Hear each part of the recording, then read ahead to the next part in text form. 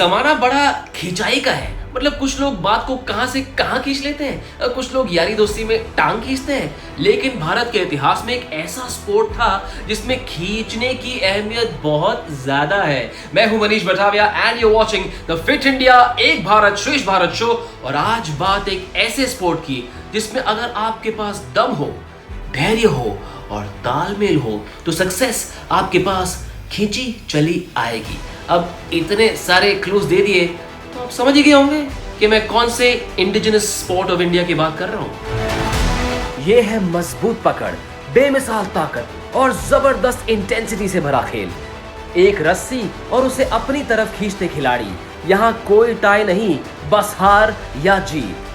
कभी बाजी इस तरफ तो कभी उस तरफ, और इन सब के बीच हर पल बढ़ता रोमांच। ये है टग ऑफ वॉर, जिसे रस्साकसी भी कहते हैं। ताकत, तकनीक और एकता के इस अनोखे खेल की एक अनोखी विशेषता ये है कि इस खेल में हारने वाली टीम आगे बढ़ती है और जीतने वाली टीम पीछे हटती है।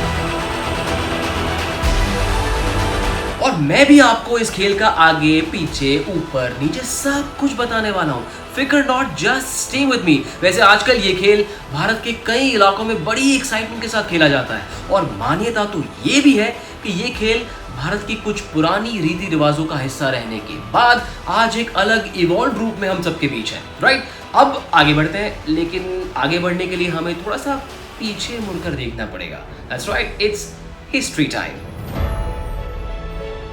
पुरातत्व ज्ञान हमें बताता है कि टग ऑफ वॉर की कड़ी 12वीं शताब्दी से जुड़ी हुई है। यह राजाओं का अपने योद्धाओं के बल को परखने का एक तरीका था। उड़ीसा के प्रसिद्ध कोणार्क सूर्य मंदिर की दीवारों पर इस खेल पर आधारित नक्काशी इस बात का प्रमाण है कि भारत में 12वीं सदी से इस खेल का काफी चलन था। कुछ लोग इसे समुद्र मंथन से भी जोड़कर देखते हैं, जिसमें असुर और देवता वासुकी नाग को रस्सी की तरह इस्तेमाल कर अमृत के लिए समुद्र का मंथन किया था। इस खेल के पीछे का इतिहास जो भी रहा हो, मगर वर्तमान में यह खेल भारत के साथ साथ विश्व के अन्य देशों में भी खूब खेला जाने लगा है।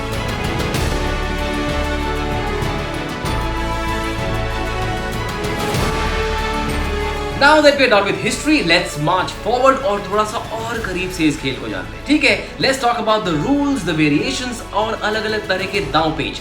लेकिन सबसे पहले बात मैदान की। मैं ध्यान से बताऊंगा, आप भी ध्यान से सुनोगे तो फायदे में रहोगे।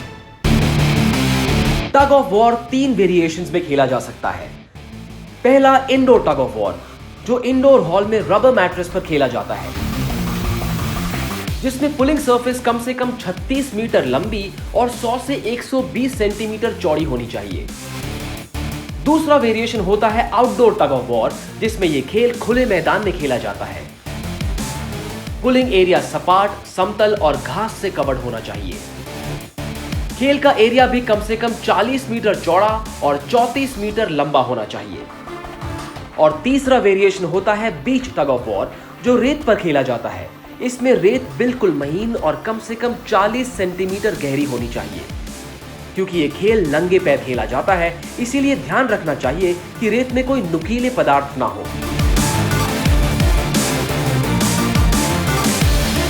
While a lot of you young kids like to say my life, my rules, while that is cool, लेकिन इस खेल के कुछ अलग स्पेसिफिक रूल्स हैं। इंडोर के अलग, आउटडोर के अलग। Let's find out.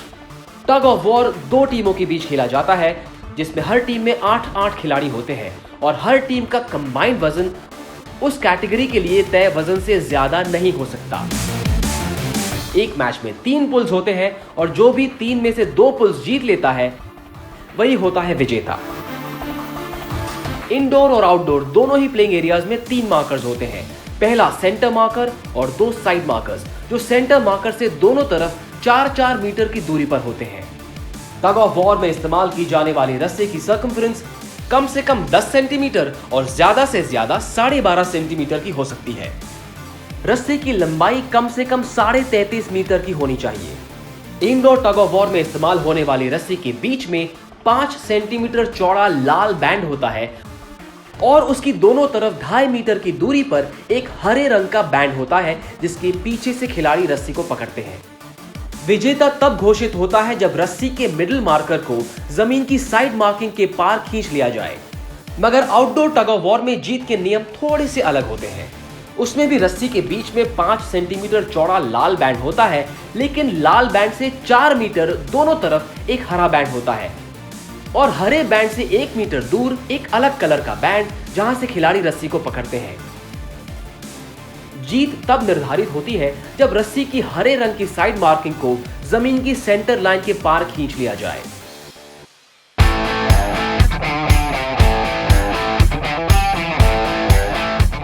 Some of you might think यार ये तो सिर्फ उन लोगों के लिए है जिनके बहुत बड़े बड़े मसल्स हो, फुल बाहुबली टाइप्स, ताकतवर।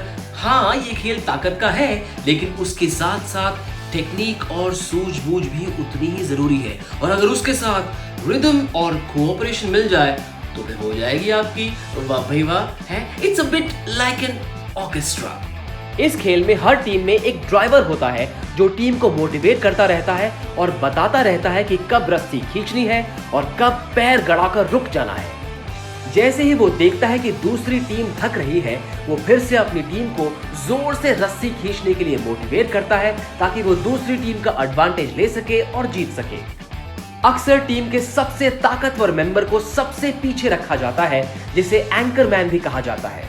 सबसे ताकतवर मेंबर को एंकरमैन बनाने का यही फायदा होता है कि उसके फिसलने के चांसेस सबसे कम होते हैं और अगर वो सबसे पीछे डट कर खड़ा रहता है तो पूरी टीम का बैलेंस बना रहता है।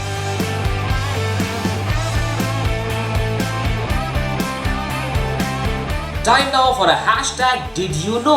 भारत में पहली बार टग ऑफ वॉर की फेडरेशन 1958 में आर्म फोर्सेस के कुछ ऑफिसर्स ने मिलकर बनाई, लेकिन इस खेल को तेजी तब मिली जब 90s में TWFI यानी कि tug of war federations of India को general association of national sports federations of India ने अपना मेंबर बनाया।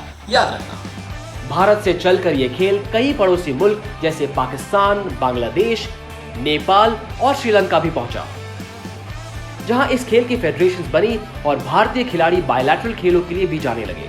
2003 में टग ऑफ वॉर को अब तक की सबसे बड़ी उपलब्धि तब मिली जब IOC यानी इंटरनेशनल ओलंपिक कमेटी ने TWIF यानी कि international tug of war federation को ऑफिशियल मान्यता प्रदान की।